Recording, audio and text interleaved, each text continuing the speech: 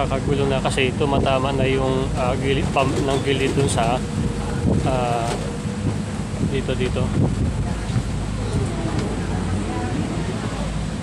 Ayaw pa din. Ayan.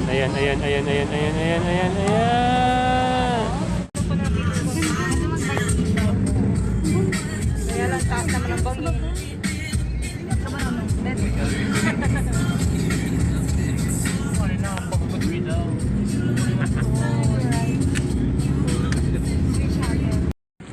Ayan guys, full stop tayo kasi may checkpoint dito. Hinihingian ka ng mga papel bago ka makalampas. Dapat bago ka sumakay, alam mo dapat yung number ng van, tsaka yung pangalan, tsaka number, kasi yan ang hinihingi nila. Travel Pass Authority at saka certification galing barangay at saka munisipyo. Ayan, gabi na. Titingnan nila yan tsaka i-check isa-isa kung ilan yung laman ng van.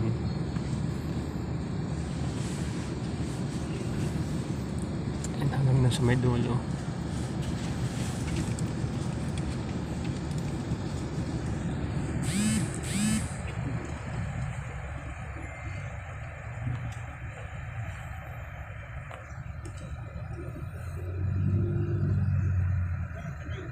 Pito, paduman kami sa Leyte kami, Leyte. Paduman kami Manoy, Leyte. Pito. Dalawa na ng driver, Siyam. Yun. Dapat talaga kailangan complete papers ka Pang-iho na, pade! bago ka makalampas dito sa checkpoint. Malapit na tayo ng Matnog guys. Sana may maabutan tayong barko para makatawid tayo agad ng alin. Yan, may update ko ulit kayo pag nasa Matnog na tayo.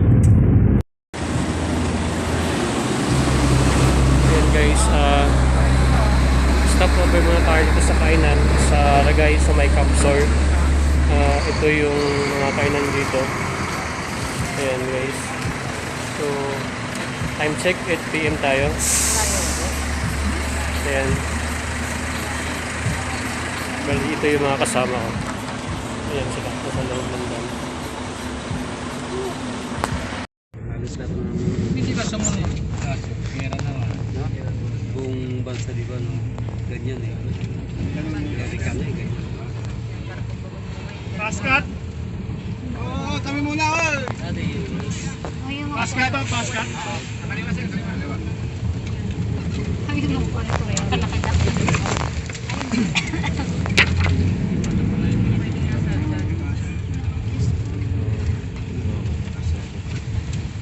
Paskat? Yan, bumagsak na nga. Bumagsak na nga yan, bagong gawa pala.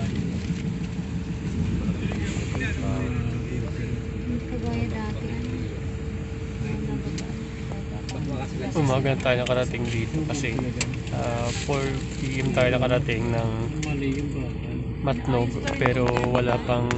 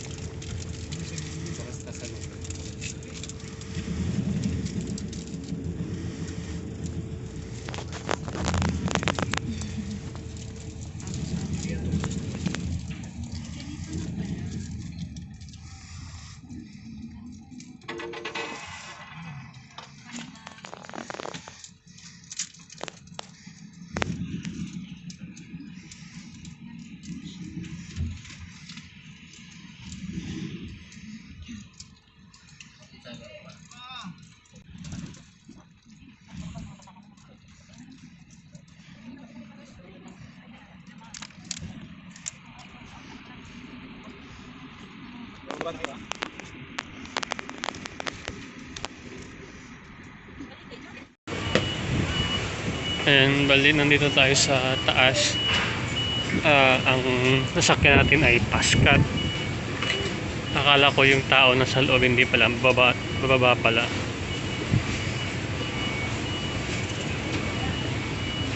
Ayan, nakarating tayo dito ng Matnog, 2 AM na. Tapos ang last trip kasi ng mga barko ay 11. So hindi na tayo nakaabot, kaya nag-antay tayo ng umaga. Ayan, nakakapagod ang biyahe, ang tagal. Pag napuno na yung mga sakyan na yan, saka naaalis ang barko. Minimum ng oras ay pagtawid 30 minutes to 1 hour. Nasa alin na tayo, papuntang Samar. Ayan guys, so mamaya ulit update ako.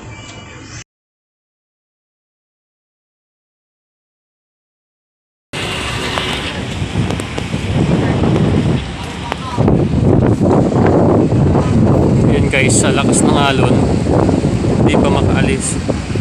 Kami, puno na dito, ayan. Pero hindi pa makaalis gawa ng sobrang lakas ng alon. Ayan o. Sobrang delikado na ganyan kasi maliit ang bangka nila. Although may katig naman kabilaan, pero kung makikita nyo, sobrang lakas ng alon. Ang kagandahan yan, makapunta sila dito banda kasi dito wala ng alon. Kasi yung part na yan doon, sige, andun yung alon na malaki. Tuloy nyo, tuloy nyo.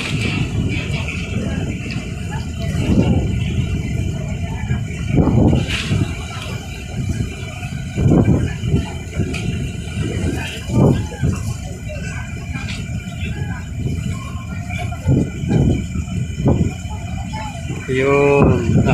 Op. Naku po. Babalik ba? Hindi. Liliko pala. Yun no. Lakas. Dito lang to kasi nasa may gilid pa tayo. Pero pag nasa gitna na, okay na yan. Lalaki na ng alon niya pagdating sa gitna eh. Kaya yan. May phobia na ako sa ganyan eh.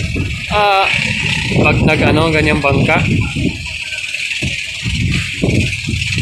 Oh, nako.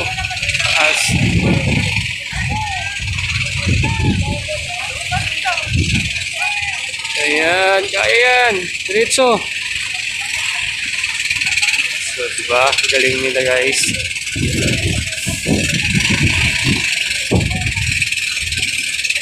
Saan isla kaya ito papunta? Grabe. Nakakatakot pag ganun. Walang alon naman ang pag dumalang yung alon, gaganon din sila, no? Ayan na yun. May alon pa. Oh. Baka mapuno na yung... Tumataas eh. Baka naman mapuno na yung Bangka ang tubig. bangka ng tubig. Tumaong. Kanina pa tayo. Ayan, paalis na. Tinatanggal na yung tali doon sa gilid.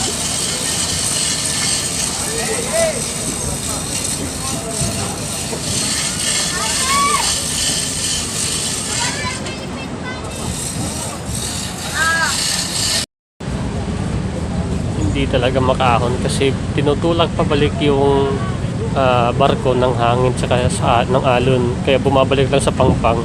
Kahit gaano pa kalakas yung makina, binabalik lang kami ng hangin. Ano?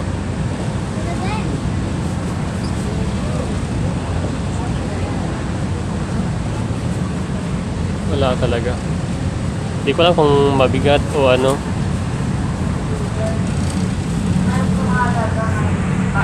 Mababa kasi yung trapal, para hindi masagap ng hangin, kailangan itaas siya. Kasi hindi makausad, tinutulak tayo pababa ng hangin sa sobrang lakas eh. O, kailangan itaas siya, itaas. Wala eh, oh.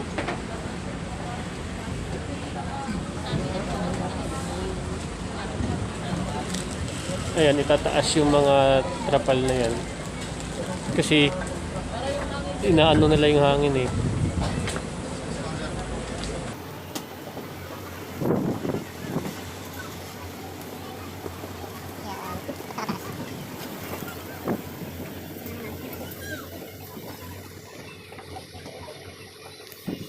nagkakagulo na kasi tumatama na yung gilid, ng gilid dun sa dito. Ayaw pa din. Ayan.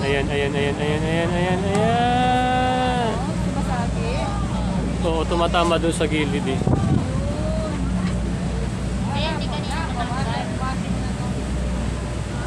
Yehe. Tumatama dun sa ano na yun eh. Yehe. Ayan guys, sa wakas, awa ng Diyos, nakalis na rin tayo.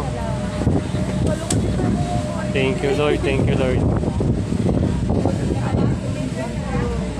So ayan, inayos nila yung dito sa gilid kasi dito sumasabit kanina.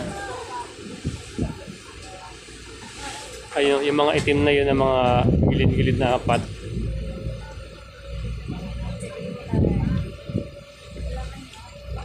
Ito yung matnog, bali yung kabila mamaya doon, yun na yung alin. Bantang summer na yun.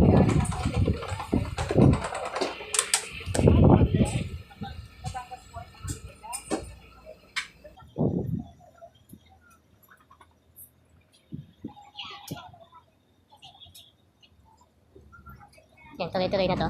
Kasi ito yung isa sa pinakamagandang barko na nasakyan natin kasi ito yung fast cut ba to? Fast cut ba to? Tama ba? Kung makikita nyo, ganyan kalakas ang alon. Ito yung hangin.